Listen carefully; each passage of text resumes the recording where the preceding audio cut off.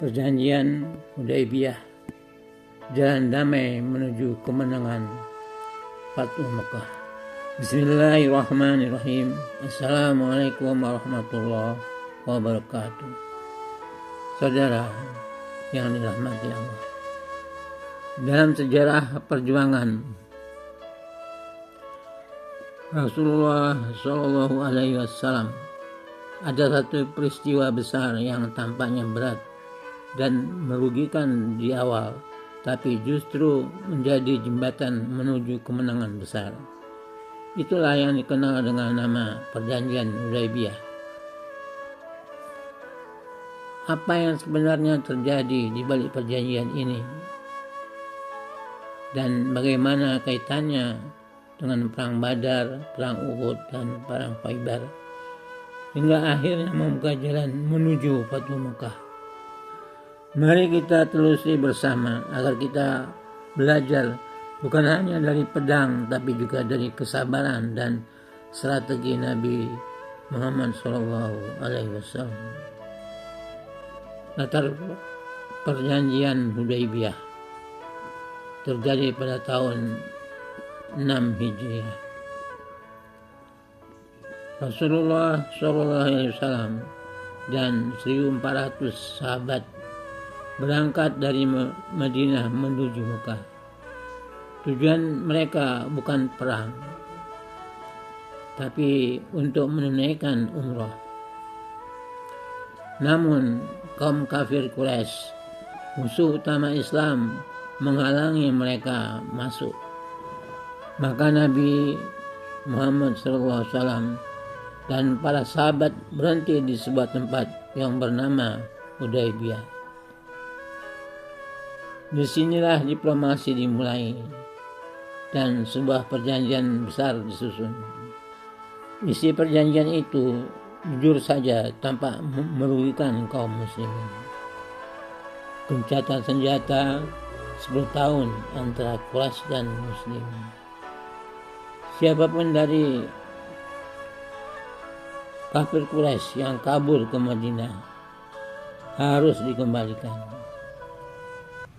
Tapi jika dari Madinah ke kafir Quraisy, tak boleh dikembalikan. Umroh tahun ini ditunda dan baru boleh dilakukan tahun depan.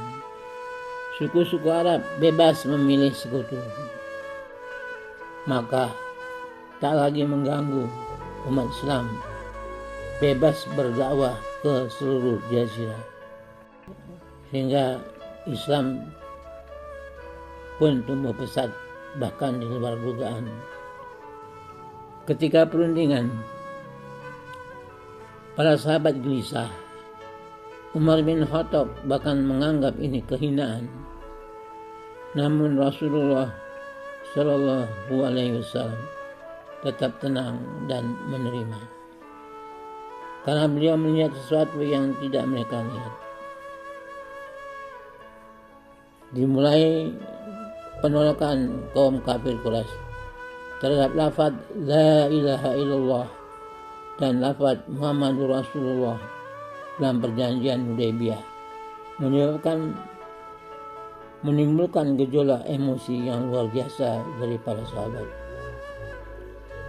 Namun para sahabat tidak melihat apa yang Nabi SAW lihat. Sikap Nabi Muhammad SAW yang agung dapat meredam gejolak emosi para sahabat, sehingga turunnya ketenangan dari Allah seperti yang diturunkan dalam Al-Quran surat Al-Fatah ayat 26. A'udzubillahi minasyaitonirrajim. Bismillahirrahmanirrahim. Ij'alal ladzina kafaru fi qulubihim hamiyatal jahiliyyah fanzallahu sakinatahu ala rasulihi wa alal mu'minina wa azzamahum kalimat taqwa. wa kanu ahaqqa biha wa ahlaha wa kana Allahu bikulli syai'in alim. Di tengah panasnya negosiasi perjanjian Hudaybiyah, saat nama Rasulullah Shallallahu Alaihi Wasallam diminta dihapus oleh kaum Quraisy, hati para sahabat memanas, tapi Nabi Sallallahu Alaihi Wasallam tetap tenang. Turunlah ayat yang menyejukkan itu di hati mereka semua. Penolakan kafir Quraisy yang menyakitkan. Ketika perjanjian tulis, kaum Quraisy menolak dua hal penting. Mereka tidak mau lafaz Bismillahirrahmanirrahim dan menggantinya dengan Bismika Allahumma. Mereka juga menolak tulisan Muhammad Rasulullah dan bersikeras menggantinya dengan Muhammad bin Abdullah. Umar bin Khattab radhiyallahu anhu dan para sahabat lainnya ketika itu merasa terluka dan marah. Mereka tidak bisa membayangkan bagaimana mungkin nama Rasulullah Shallallahu Alaihi Wasallam yang mulia itu dihapus. Itu bukan sekedar nama, itu adalah pengakuan iman.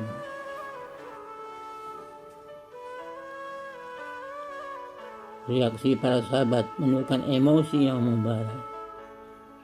Umar bin Khattab bahkan berkata, bukankah kita di atas kebenaran?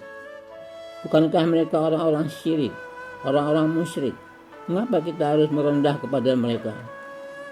Sahabat lain juga resah, seakan ingin berontak. Namun, sikap Rasulullah SAW yang luar biasa. Nabi Muhammad SAW tetap tenang. Beliau melihat jauh ke depan. Beliau bersabda, aku adalah utusan Allah dan dia tidak akan menyia-nyiakan aku. Diriwayatkan oleh Bukhari dan Muslim. Dengan kelembutan dan kesabaran, Nabi SAW meminta Ali radhiyallahu anhu untuk menghapus tulisan Rasulullah dan menggantinya dengan bin Abdullah. Ketika Ali enggan, Rasulullah SAW sendiri yang menunjuk tulisan itu dan memintanya dihapus. Inilah wujud pengendalian diri tertinggi. Tidak membalas dengan emosi, tapi dengan visi dan hikmah dari Allah. Surat Al-Fatah ayat 26 yang tadi disebutkan. Ij'alal ladzina kafaru fi qulubihimul hamiyatal jahiliyati fa'anzalallahu sakinatahu ala rasulihi wa alal mu'minina wal jamahum kalimatat taqwa wa kanu ahaqqa biha wa ahlaha wa kana Allahu bikulli syai'in alim. Ketika orang-orang kafir menanamkan dalam hati mereka kesombongan, yaitu kesombongan jahiliyah, maka Allah menurunkan ketenangan kepada Rasulnya dan kepada orang-orang mukmin. Sakinah itu bukan sekedar ketenangan, tapi kekuatan batin untuk mengalahkan gejolak nafsu dan amarah. Dan itulah yang membuat umat Islam menang, bukan dengan pedang, tapi dengan ketenangan dan visi dari langit. Strategi Nabi SAW menunjukkan suatu kecerdasan luar biasa. Rasulullah SAW beliau tahu bahwa dakwah butuh ruang, bukan hanya kemenangan dengan pedang dan perang, hubungan dengan perang Badar. Mari kita mundur sejenak. Perang Badar terjadi di tahun kedua Hijriah, adalah kemenangan pertama kaum muslim. Jumlah mereka hanya 313 melawan 1000 pasukan kafir Quraisy, tapi Allah memenangkan mereka. Itulah awal reputasi Islam sebagai kekuatan baru di Arab. Seperti disebutkan dalam surat Al-Imran ayat 123. Walaqad nasarakumullahu ibadiu wa antum azillah fattaqullaha la'allakum tashkurun. Sesungguhnya Allah menolong kamu di medan perang Badar kalau kamu dalam keadaan lemah. Hubungannya dengan perang Uhud. Tahun berikutnya, kafir Quraisy membalas dendam di perang Uhud. Kaum muslimin kalah karena sebagian pemanah meninggalkan posnya. Nabi SAW terluka. Beberapa sahabat gugur, namun Islam tidak hancur. Sebaliknya mereka bangkit lebih kuat dan lebih dewasa.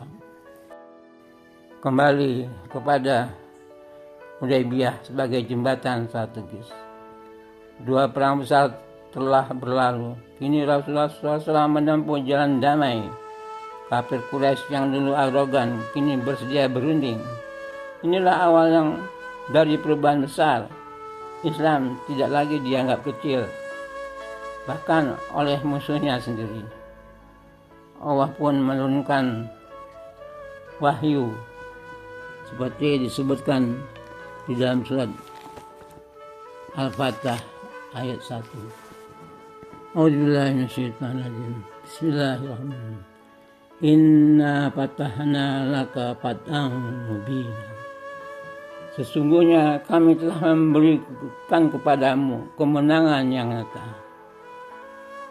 Al-Fatah ayat 1. Pada perjanjian Hudaybiyah hubungannya dengan kemenangan Khaybar. Setahun setelah perjanjian itu, Rasulullah SAW menyerang Khaybar, benteng Yahudi yang berkhianat, kini tanpa gangguan Quraisy. Beliau bisa memfokuskan kekuatan ke arah lain.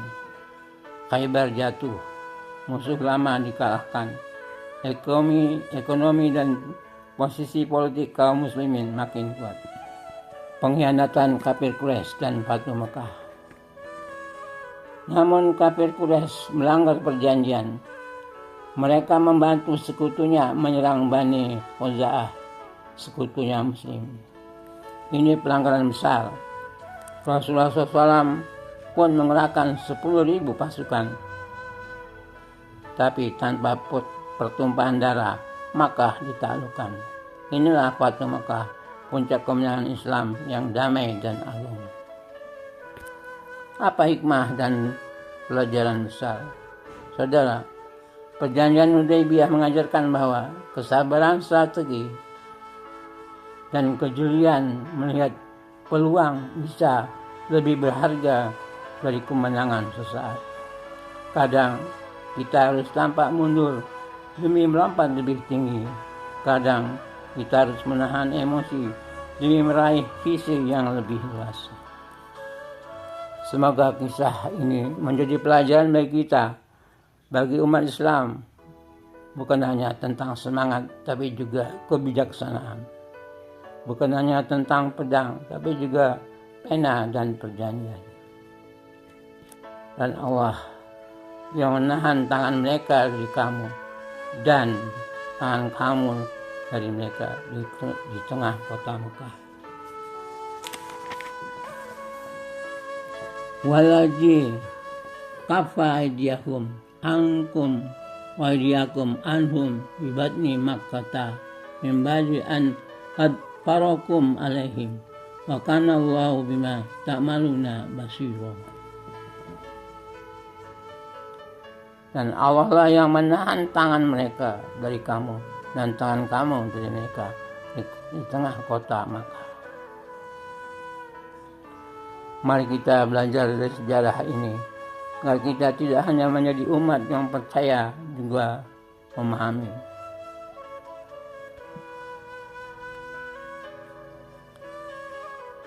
Ketika orang-orang kafir menanamkan dalam hati mereka kesombongan, yaitu kesombongan jahiliyah, maka Allah menurunkan ketenangan kepada Rasulnya dan kepada orang-orang mukmin. Surah Al-Fatah ayat 26. Dari kisah ini kita belajar bahwa kemuliaan tidak selalu dimenangkan dengan emosi, tapi dengan kesabaran, dengan visi kenabian, dan dengan sakinah dari Allah. Semoga semua ini mendatangkan manfaat dan barokah bagi kita semua. Perjanjian Hudaybiyah mengajarkan kepada kita bahwa kemenangan tidak selalu diukur dari pedang yang terhunus atau musuh yang tersungkur. Kadang kemenangan sejati adalah ketika kita mampu menahan amarah, meredam ego, dan memilih jalan damai demi nasihat maslahat yang lebih besar. Rasulullah SAW menunjukkan kepada kita bahwa kesabaran yang berlandaskan iman akan membuka pintu kejayaan yang tak terbayangkan. Jika pelajaran ini menyentuh hati Anda, mari kita mulai dari diri sendiri, belajar sabar dalam ujian, bijak dalam perbedaan, dan menebarkan damai di tengah masyarakat. Dan untuk terus bersama dalam perjalanan ilmu ini, kami mengajak Anda untuk bisa meluangkan waktu untuk mengklik like, share, dan subscribe pada channel Nasihat Islami Barokah ini, agar pesan kebaikan ini sampai kepada lebih banyak hati. Semoga Allah memberkahi setiap langkah kita. Barakallahu fiikum. Wassalamualaikum warahmatullahi wabarakatuh.